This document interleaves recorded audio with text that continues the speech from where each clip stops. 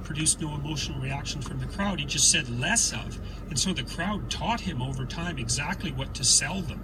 And that can be good in some sense. If a leader does that carefully, that means he's integrating what the crowd wants with his style of leadership. But it can be terrible if the mob is the crowd and the mob is outraged and out for blood.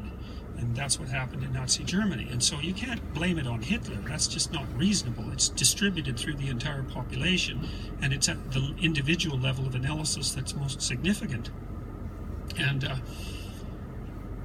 so there's malevolence that has to be contended with, and then the other element is that you have to contend with the tragedy of life. And that's so in the Passion of the Christ, in that story, Christ of course encounters Satan in the desert, and is tempted there, and so that's the encounter with evil, archetypally speaking. And then the crucifixion itself is the encounter with the tragedy of life, right? It's betrayal and death voluntarily accepted. And so I understood that was a symbolic representation of the Logos, and that was the embodied manifestation of this heroic path that mediated between these two extremes.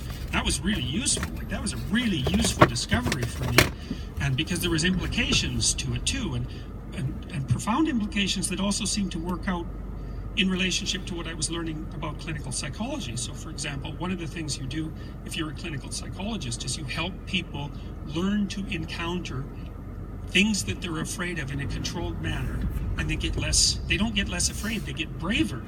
So you actually act out the process of confrontation with tragedy, voluntary confrontation with tragedy, and that's curative. It doesn't matter if you're exposing them to their past or the present or things they're worried about in the future. As long as they decide to do it voluntarily, they get stronger and better. So you think, well, what's the limit to that? Well, the limit is to accept the limitations and catastrophes of your own mortality voluntarily.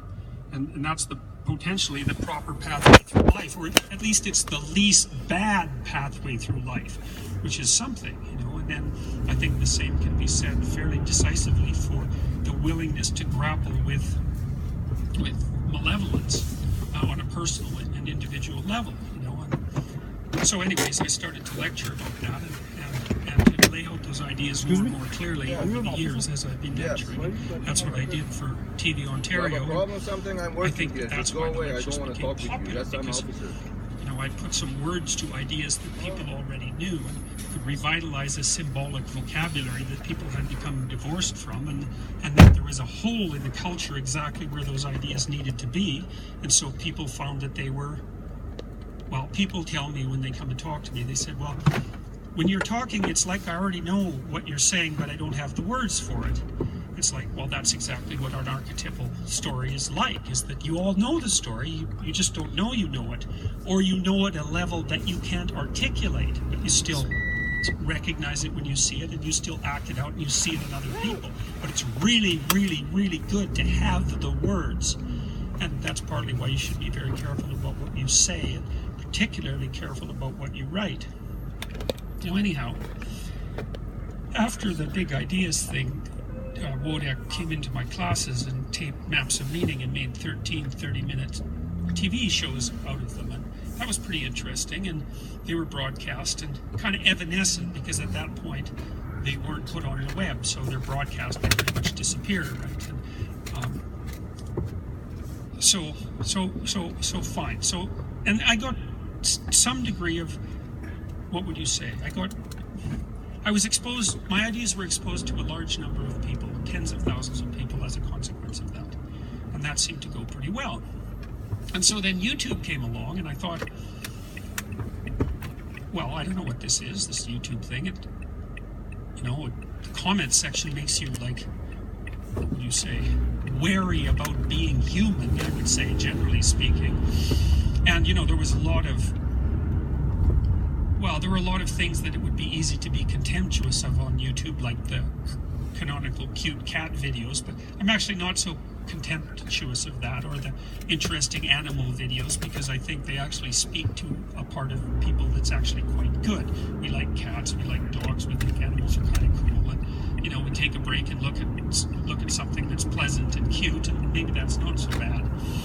It's not serious, but it's certainly not malevolent, and that's something. So I thought, okay, well, I'll find these old videos I did for TVO, and I'll put them up on YouTube, and maybe I'll just tape my classes. And so I set up because I have this theory that if it's worth doing, it's worth doing.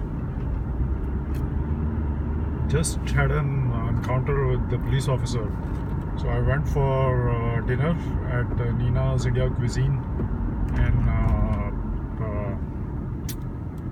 Laguna Hills, Lake Forest, and so I was parked obviously when I came out after dinner.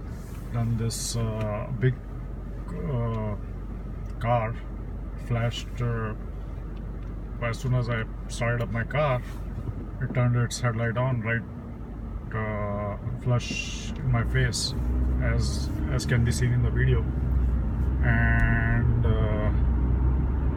it was very bright LED headlights. So these police officers are bloody bastards. They are like now in the open.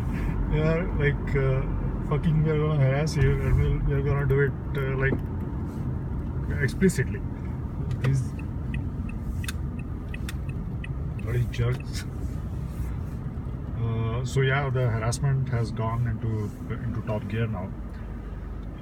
So now they are openly using police officers to do the harassment. This doesn't look good. And on top of that, I keep getting harassed by these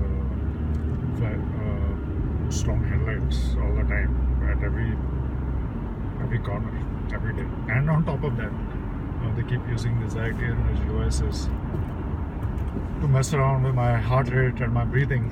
So yeah, it's getting pretty tough. So when I stopped after this police officer turned off his headlights, I asked him, why are you flashing your lights at me? He said, I'm doing my work here, go away. What work you are doing, you bastard? You're just waiting there for me to come from the restaurant so that you can flash your lights at me. You piece of shit.